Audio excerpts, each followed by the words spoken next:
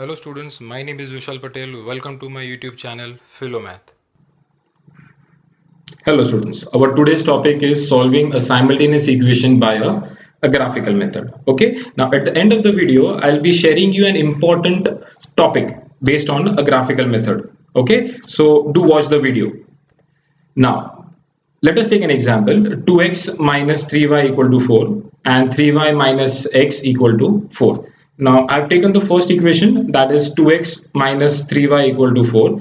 I'm shifting the y term on the right hand side. So, what I'll get 2x equals to 4 plus 3y. After that, I'm shifting 2 on the right hand side. So what I get is on the left hand side I get x equal to, and on the right hand side I get constants and the y term. So x equals to 4 plus 3y upon 2.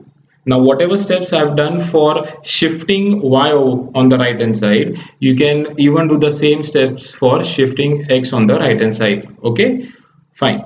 Now to plot this particular equation on a graph, what we have to do is we have to take three values of y and we have to get the corresponding three values of x. Okay, so let us take the value of y as 0. So if I take y as 0, what I'll get x equal to 4 plus 3 into 0 upon 2, and solving that I will get x equal to 2. Let us take one more value. I'll take y equal to 2. So what I'll get x equal to 4 plus 3 into 2 upon 2. After solving, we'll get x equal to 5. One more value, y equal to 4. So x equals to 4 plus 3 bracket 4 upon 2, and solving we get x equal to 8.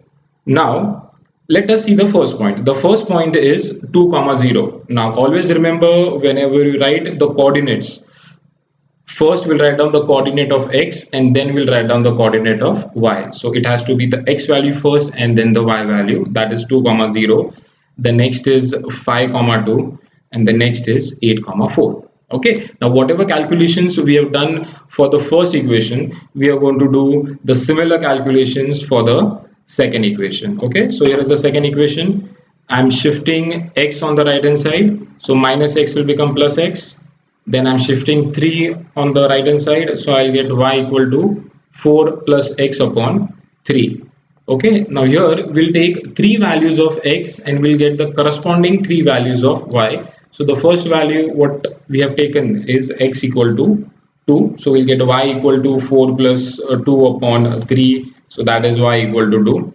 Okay, one more value, x equal to minus 1. You can take positive, negative, 0, whichever numbers you like. Okay, so I'll get y equal to 4 plus bracket minus 1 upon 3, so that is y equal to 1. We need one more value.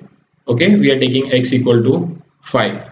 So what is y equal to 4 plus 5 upon 3? After solving we get y equal to 3. Okay, so these are the points. The first point is 2 comma 2, the second is minus 1 comma 1, and the third is 5 comma 3. Be careful, first we write the x value and then we write the y value. Okay, so you can take any values of x to get the values of y.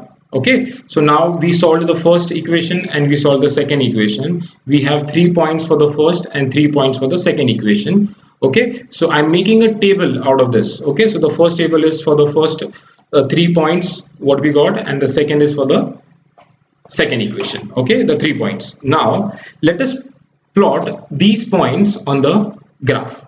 Okay, so the first point is 2 comma 0, so you can see a blue dot on the graph. The next is 5 comma 2, the third is 8 comma 4.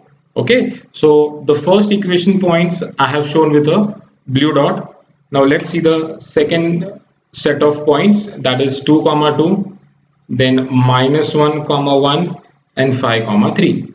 Okay, so the first three blue points are for the first equation, the next three red dots are for the second equation. Now if you see, we can draw a line passing through these 3 points, means these three points are collinear points. Okay, they have to be collinear. Okay, now if you see, the two lines are intersecting each other at this particular point. Okay, I'm showing it by a highlight. You can see the point. Okay, so they intersect each other at 8 comma 4.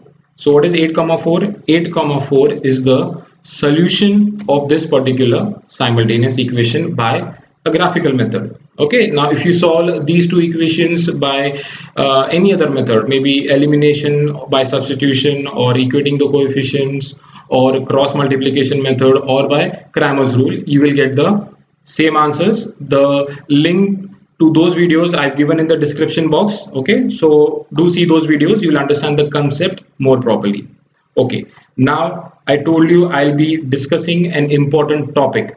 Okay, now I've shown the two lines, the graph of the two equations on the graph. Okay, now there is an added question in many papers. Okay, what is that? We have to find the area of the triangle formed by these two lines and x-axis, or it could be y-axis. Here I have taken x-axis. Okay, I'll show you the triangle formed again.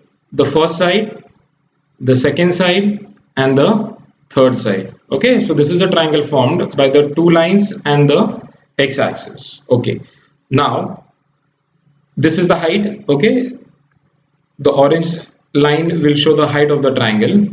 Okay, now the base of the triangle is 6. Okay, how 6? We have to just count the number of boxes from -4 to 2.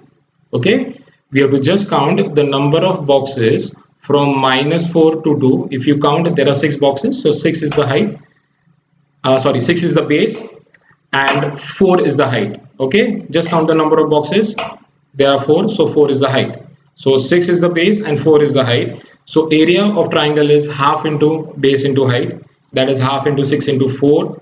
Half of 24 is 12 square units. Okay, be careful that you don't write square centimeters or square meters. It has to be square units only. Okay, thank you so much.